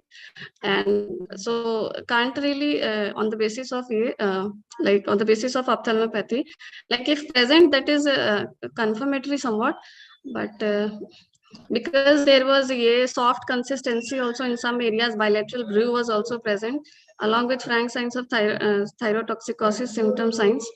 So first we kept as Graves' disease, sir, could be, and there was no nodularity felt, sir. Along with that, could be toxic adenoma, but multinodular, clinically it was not, sir. Sure. The other important points against this would be, first is the prevalence. Overall, whenever in clinical practice you have toxicosis, toxic MNG is much less common as compared to Graves. Age also helps us. You know, Graves is likely more common in younger age group, but as people grow older, they are likely to have toxic MNG. When you talk of progression of disease, now you said this late girl has been symptomatic for 3 years, and toxic MNG usually has a progressive course. We can see in about 20 Graves which can resolve by themselves. So yes, I agree with you. I would like to keep Graves still first for several reasons that you mentioned and some that I added. But yes, we cannot 100% put all our money on Graves. Clinically, we have to keep that second differential still on, and that's important. The second thing is about malignancy. Again, bringing it really upfront. We always try and keep a bad diagnosis lower down, giving the patient some benefit of doubt, because you know, this patient has subcentimetric lymph nodes clinically, and in per se Graves' disease, overall the prevalence of malignancy is just 2 to 4%. But yes, we'll keep a possibility of a nodule higher up, and then lower down we should rule out malignancy by investigations. So maybe you can share your screen again, and we can continue with the investigations now.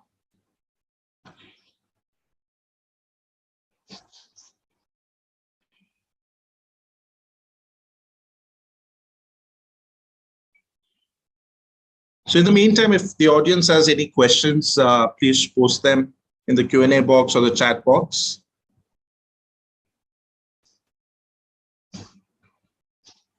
You'll have to unmute yourself.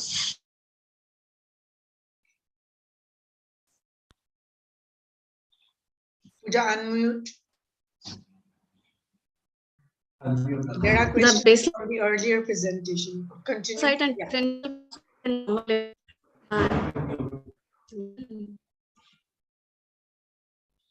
yeah, go ahead.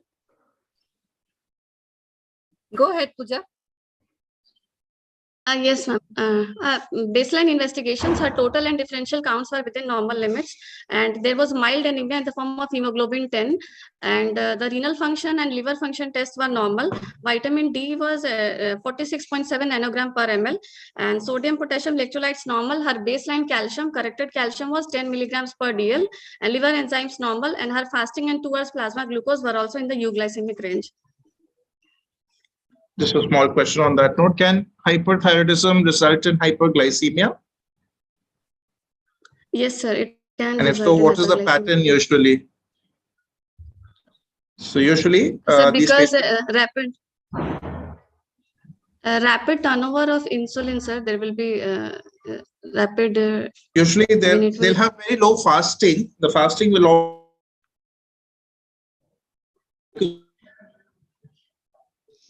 Mention the faster I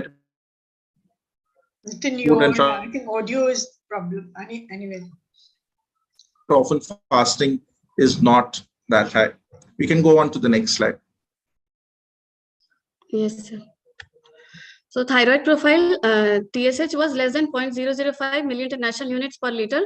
Total T4 more than 320 nanomils per liter, more than upper detection limit. Total T3 also more than 10 nanomol per liter. That is also above the upper detection limit. Free T4 was 5.08 nanogram per dl. That was more than 3 times upper limit of normal. And TSH receptor antibody was 10.23, which was also positive, more than the upper cutoff of 1.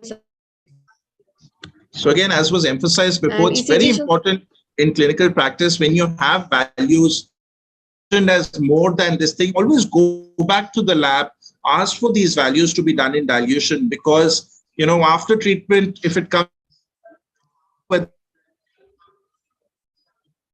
it has come down for 400. So very helpful to always do it in dilution, as was mentioned before. Please continue. Yes, sir.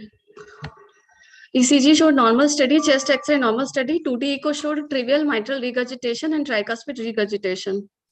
So as the indications of thyroid ultrasound, these are already to mainly what we did in this patient to differentiate between benign and malignant thyroid masses.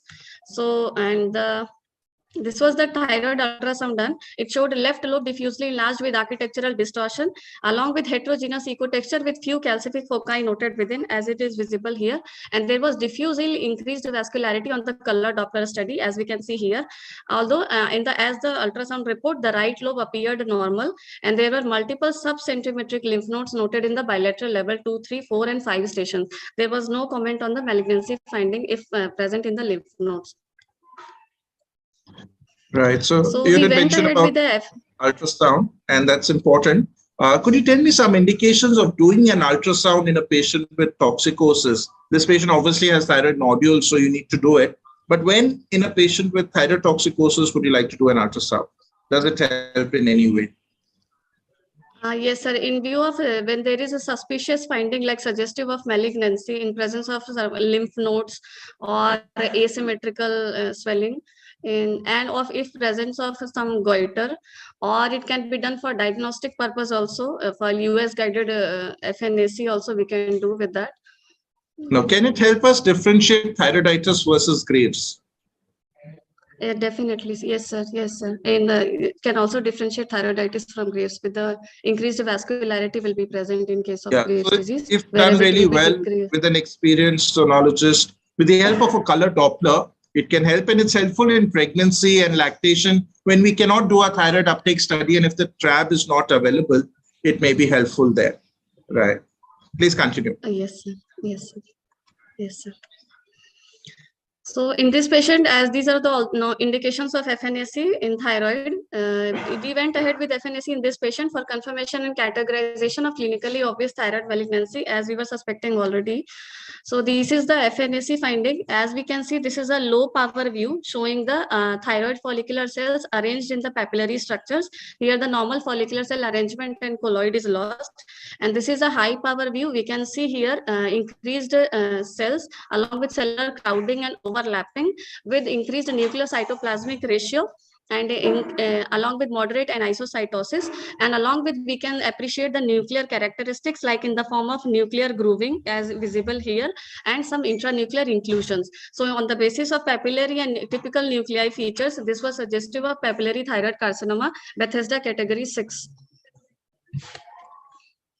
So this was the CT neck done before surgery. This was a well-differentiated, large, heterogeneously enhancing mass lesion arising from the left lobe of thyroid, where we can see there is asymmetrical, huge enlargement of the left lobe of thyroid, along with some calcifications present within.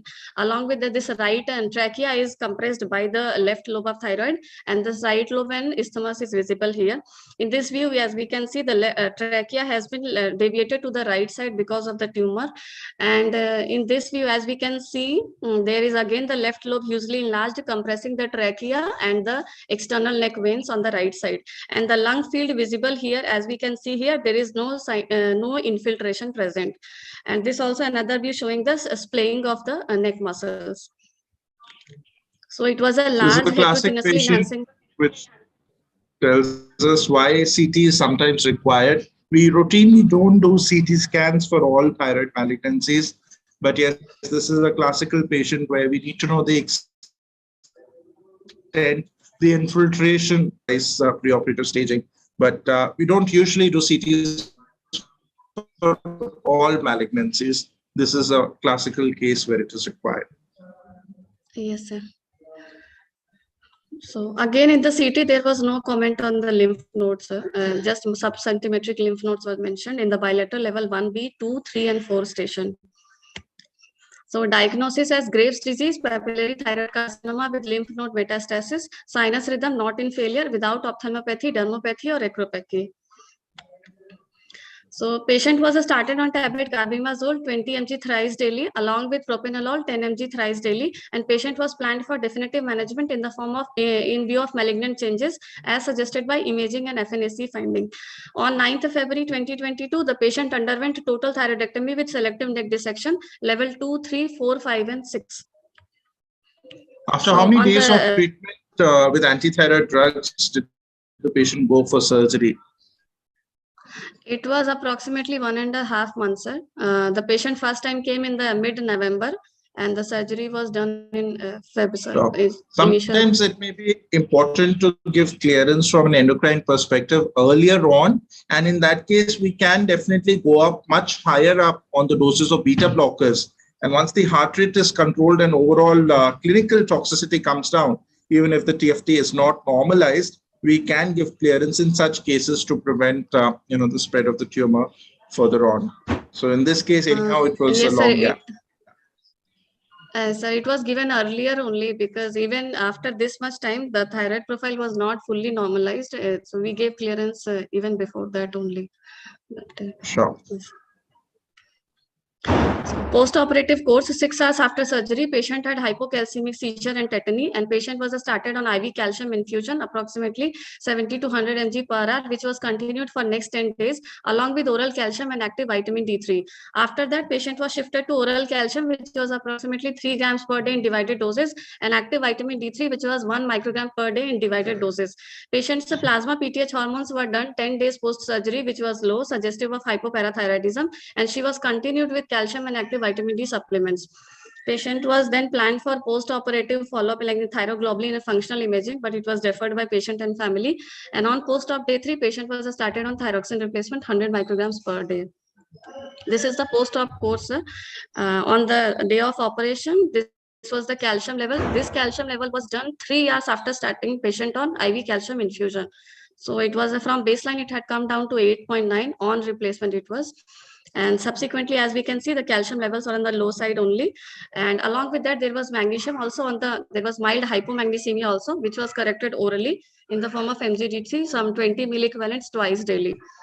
And this was the PTH levels done on the 18th of February, which was 1.02 picomoles per liter. That was a low, suggestive of hypoparathyroidism.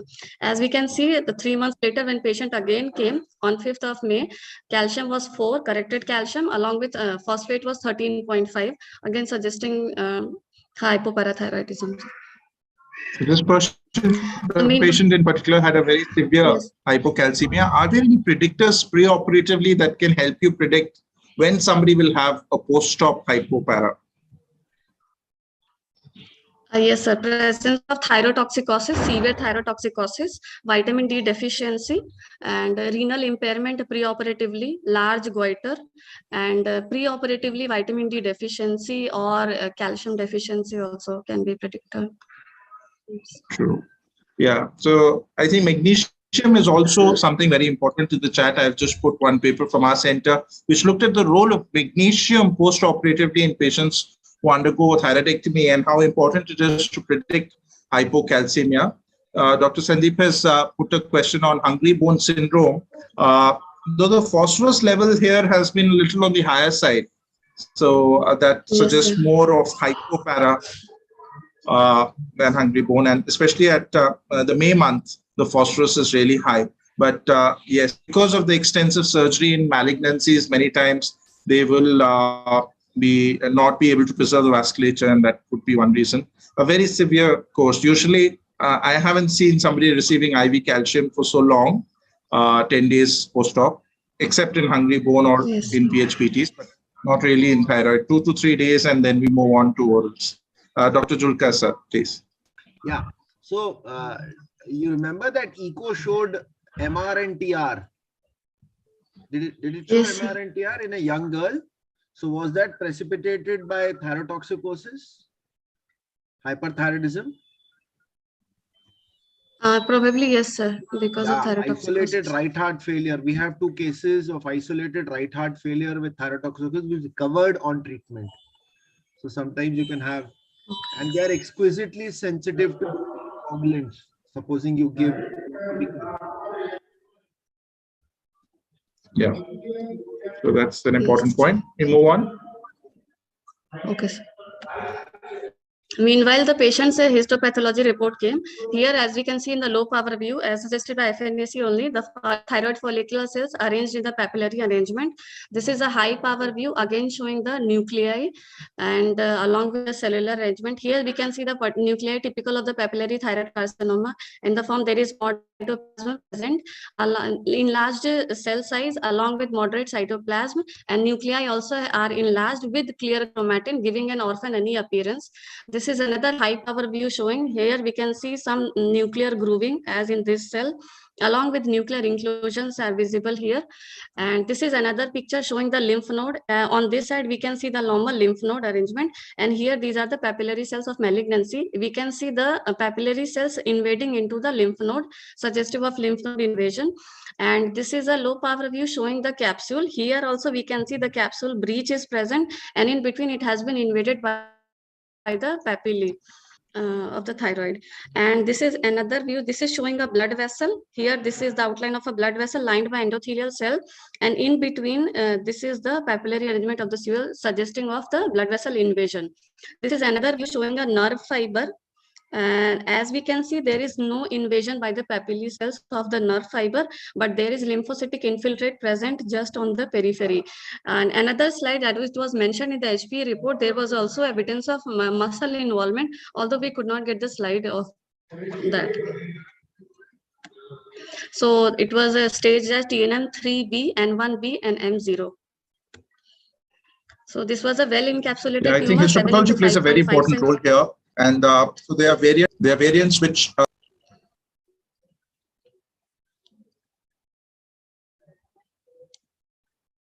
yeah, so what I was saying, histopathology really plays a role, and there are certain types of variants which have a poor prognosis. Anybody in the audience would like to type in which are the variants with a poor prognosis?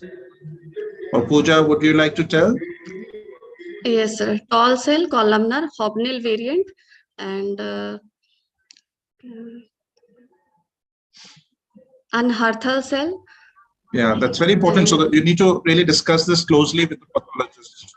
Yeah, you mentioned correct. First three ones are the highest risk. Yeah.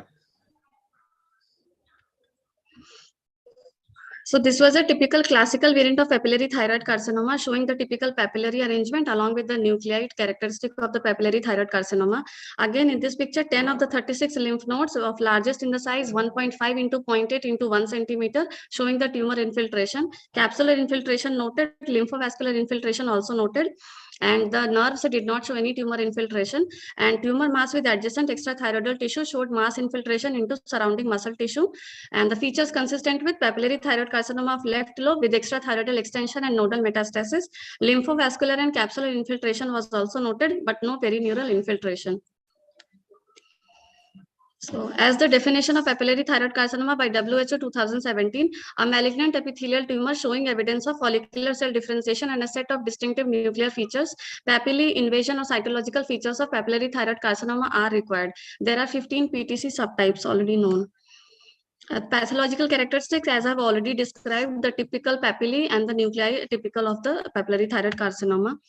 So this was the post-operative pathological TNM staging done according to 8th edition by AJCC, UICC. So this staging is usually done to predict the post-operative disease, like disease-free survival, with accordingly stage 1, 2, 3, 4. So this is on the basis of TNM staging. Our patient fitted into the T3B, that is gross extrathyroidal extension invading only the strap muscles, sternohyoid, thyroid, thyrohyoid, omeohyoid from any tumor of any size. Along with the lymph node status, it was N1B with metastasis to unilateral, bilateral, or contralateral lateral neck lymph nodes, level 1, 2, 3, 4, or 5, or retropharyngeal neck nodes. Along with that, there was M0, no distant metastasis present. And so as this is accordingly 8th edition, it is by the age less than 55 or more than 55. As this patient was less than 55, it was put under the stage 1. On follow-up, the patient was discharged on request and was lost to follow-up. On May 5, again presented with tetany and spasm, and patient had left all the medications. She was, as already said, the calcium was 4 and phosphate was 13.5, and her TSH this time done was 37 milli international unit per liter. She was restarted on IV calcium and vitamin D3. The thyroglobulin that was 2.6 nanogram per liter. Thyroglobulin antibody was not done. Patient underwent whole body scan on 25th 5/22, which showed a remnant in the thyroid bed. As we can see here, significant remnant, but no uptake elsewhere. Radioiodine ablation was done with 30 millicurie radioiodine. Patient was restarted with thyroxine replacement along with calcium and active vitamin D supplements. And Just after a small that, comment. The post-operative thyroglobulin looks disproportionately low to the disease activity that is seen on the scan. So maybe an undifferentiated tumor. We can go ahead. On the basis of this post-operative risk stratification done, which is usually done in case of papillary thyroid carcinoma to predict the risk of recurrence and disease persistence. Usually this is why the 2015 ATA system is divided into ATA low risk, intermediate risk and high risk. Our patient fitted into this intermediate risk category with microscopic invasion of tumor into the perithyroidal soft tissue, radioactive iodine with metastatic foci in the neck on the first post-treatment whole body radioiodine scan, and papillary thyroid carcinoma with vascular invasion and clinical N1 or more than 5 pathological N1 with all involved lymph nodes less than 3 centimeter in the largest dimension. So again, as an endocrinologist, this is a very important stratification, because based on this, you're going to decide how the TSH suppression has to be. And so can you tell me what is the TSH suppression based on high risk, intermediate risk and low risk? Yeah, I think it's there. Yes, no, sir. For low risk, it will be 0.5 to 2. For intermediate risk, it is 0.1 to 0.5. And for high risk, it will be less than 0.1. Although Excellent. this TSH target has to be changed according to the dynamic response as assessed post-operatively on subsequent follow-up. Good, good. Yes. So this was papillary thyroid carcinoma, PTNM stage 1 on ATA intermediate risk category. And this is how the subsequent follow-up should be done in a case of ATA intermediate risk DTC patient. So initial treatment, total thyroidectomy with therapeutic neck dissection should be followed by the evaluation of the post-operative disease status, that is with the help of routine use of post-operative thyroglobulin, and post-op diagnostic RAI scanning and or ultrasound may be considered.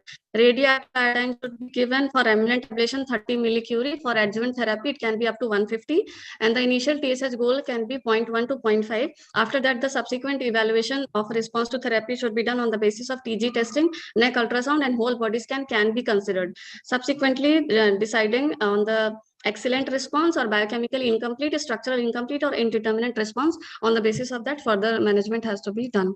Yeah, in interest of time, maybe we can move on to your carry-on. I think most of it after this is what you've covered. Maybe the different studies where we've quoted the prevalence, those 2 slides on tables, and the carry-ons. Yes, sir. So these were the slides. Actually, various studies are done. These were retrospective studies only in the total thyroidectomy patients, which were done to evaluate the retrospectively prevalence of thyroid carcinoma or Graves' disease association or hyperthyroidism with thyroid carcinoma association. So these studies, as we can see here, there was no proper conclusion about the consistent conclusion about the incidence of thyroid carcinoma in case of hyperthyroidism or Graves' disease. Also, there was no conclusion from the basis of these studies about the prognosis or tumor behavior in case of Graves' disease. Here we can see 2 studies quoted from the India, that was ENT, Ear, Nose and Throat Journal in 2017 by Sunil et al., which showed the in 12% prevalence. Although this was very small study, there was just 8 patients of hyperthyroidism with thyroid carcinoma. It showed some 3.8% patients with Graves' disease. And here it was concluded that those with autonomously functioning thyroid nodule had worse prognosis than Graves' patients with the thyroid cancer. Another study which was done by published in Journal of Thyroid Research in 2018 by Menon et al., which showed a 10.8% prevalence, and there was a significant incidence of disease progression in patients with papillary thyroid carcinoma associated with Graves' disease. So all these studies, these were done taken from 1998 up till 2021. We can't find any consistent incidence or any prognosis also. So the take-home message is relative incidence of histologically confirmed thyroid carcinoma in patients with Graves' disease versus controls without thyroid pathology is not well reported in literature. Incidence and progress of thyroid carcinoma associated with hyperthyroidism is also highly variable between the studies. So high index of clinical suspicion is needed to identify individuals likely to harbor thyroid carcinoma and subsequently modify the appropriate investigations and treatment. Thank you. Right. Thank you, Dr. Pooja, for that wonderful presentation. And I think you've answered most of the questions that were asked. I still have typed them in the answer box for everyone to look at. But thank you for the presentation. Over to Dr. Umar. I think Chitra had a question. Chitra was asking, I thought I just saw it in the chat box. Yeah, Chitra had asked about a question on whether autoimmunity per se is a risk factor or protective. So to answer that, overall, what we've seen is after the era of iodinization, autoimmunity has increased. And with the increase in autoimmunity, I think the prevalence of PTC has also increased. A couple of years ago, we looked at a small study on this. But overall, literature would say that there is a slight increase in the incidence of PTC with more autoimmunity. Though classically with high autoimmune response lymphomas, thyroid lymphomas are also described, but that's rare. And I think there's some literature, especially in areas of excessive iodine intake, not adequate, more than adequate or excessive iodine intake, where they say that there is more increased this autoimmunity and thyroid carcinoma more prevalent in those areas rather than those in sufficient iodine intake. So India, of course, doesn't fall in that excessive iodine intake category, so that doesn't hold good here. Yeah, only thing is that with increased iodine intake, they have found in very small studies increased anti-TG levels, anti-thyroglobulin antibodies, and they have seen that people who have a high anti-TG may have higher prevalence, higher incidence of papillary CA. So that is one. Those are the smaller studies which have come up, and that is why so much debate about the continuation of the iodine supplementation is actually happening, though there are pros and cons which can be discussed in our country as well now in the present scenario, because some areas have really got over supplemented as well. Yeah. So we actually need to look into the data in the coastal areas vis-a-vis inland areas, where there's a distinct discrepancy in the iodine intake. So at least that is one aspect that should be considered. But I think we'll go ahead now. So Sandeep is waiting. Yeah, I think you can display the winners. The IT team can. No, we need the answers. Okay. How can we have winners without answers? Okay. So you want me to share the slides, or should I just share it out? Yes, you have to explain. Okay. I'm sorry, it will take a bit of time, but I think that's no, I'm fine. Yeah. Okay.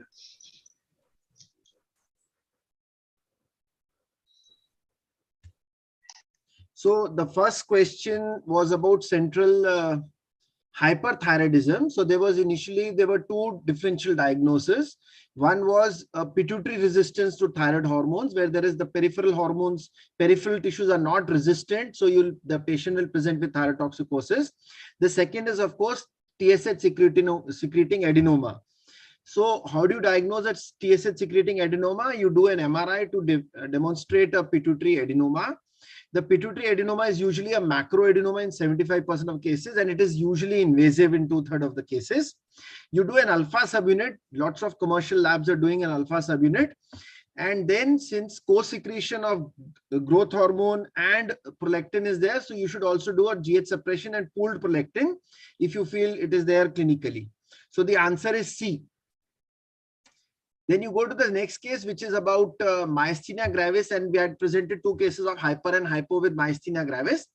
Myasthenia gravis is more common with hyperthyroidism rather than hypothyroidism.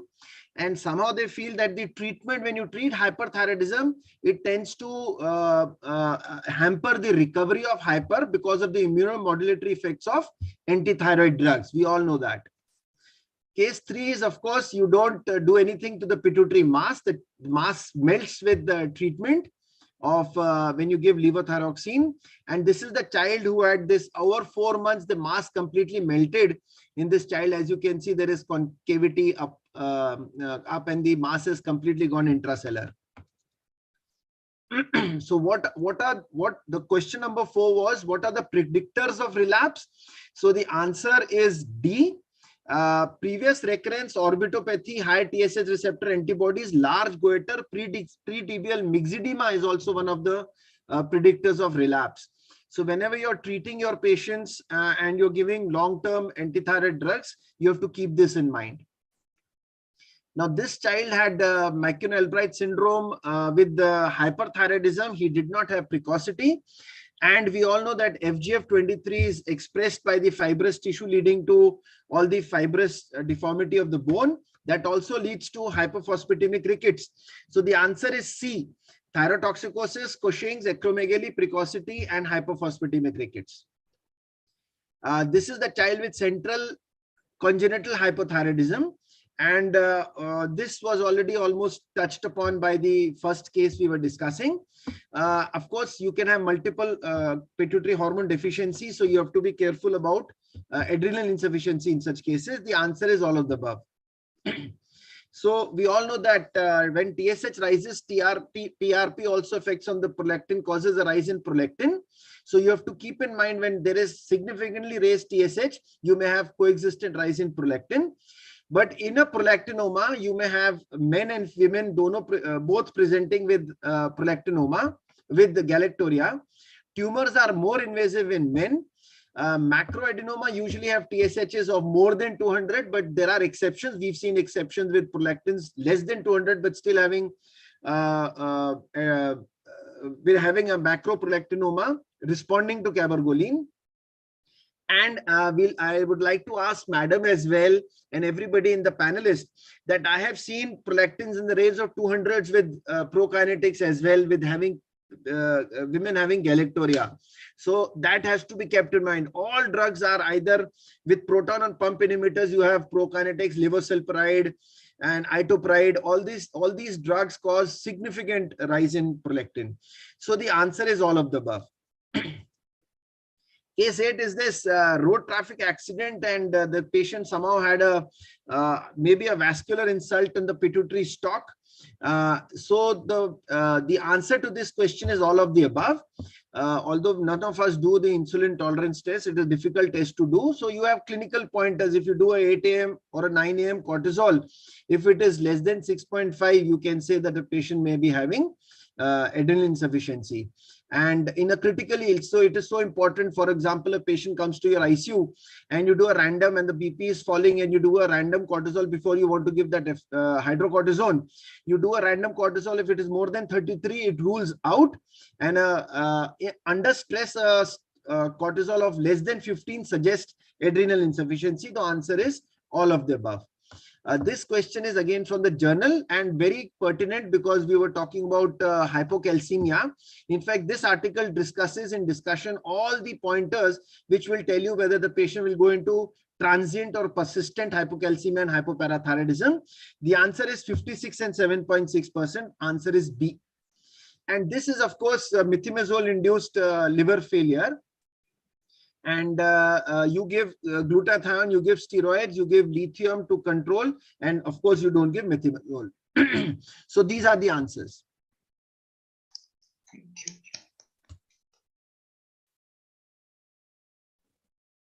Thank you, sir. Thank you for a very clinically oriented quiz.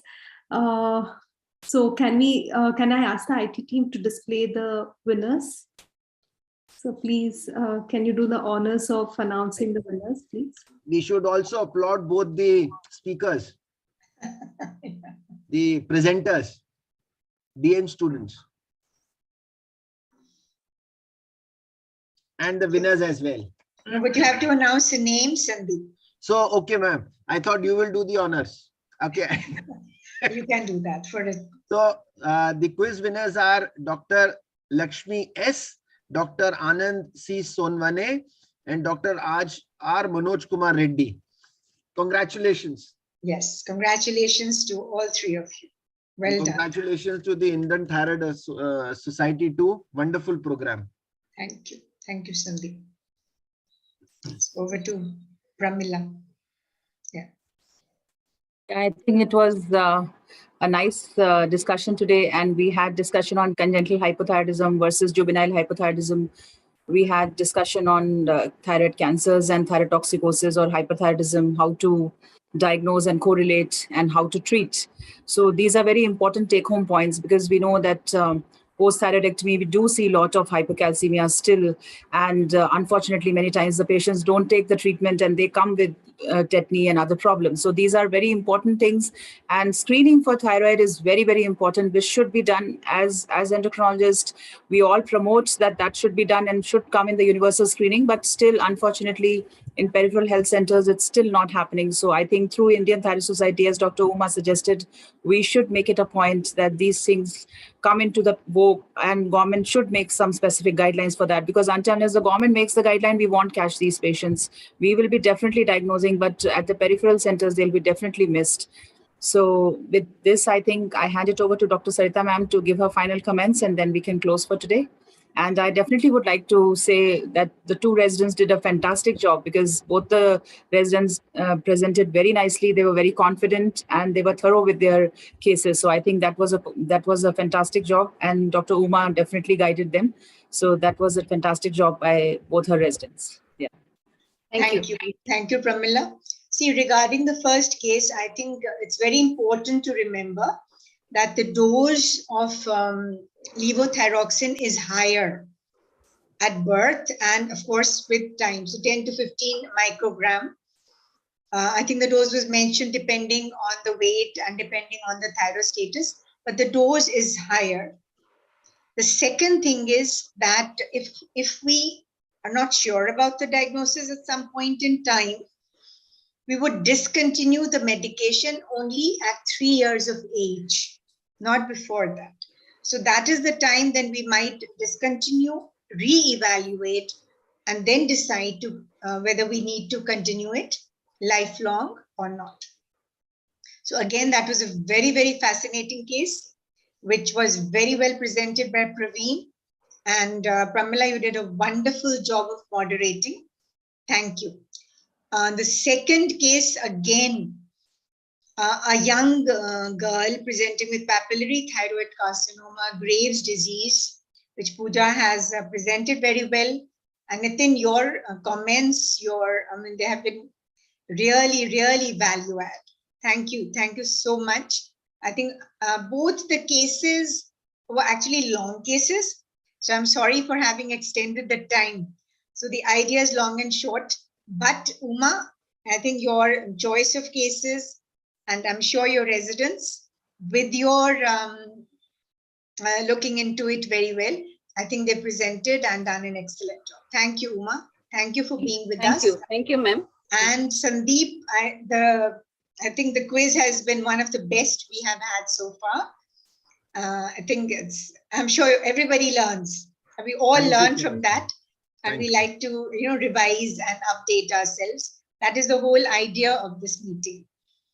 Again, Uma, what you said of NBS, the newborn screening program, we have been working since I took over presidency, day one.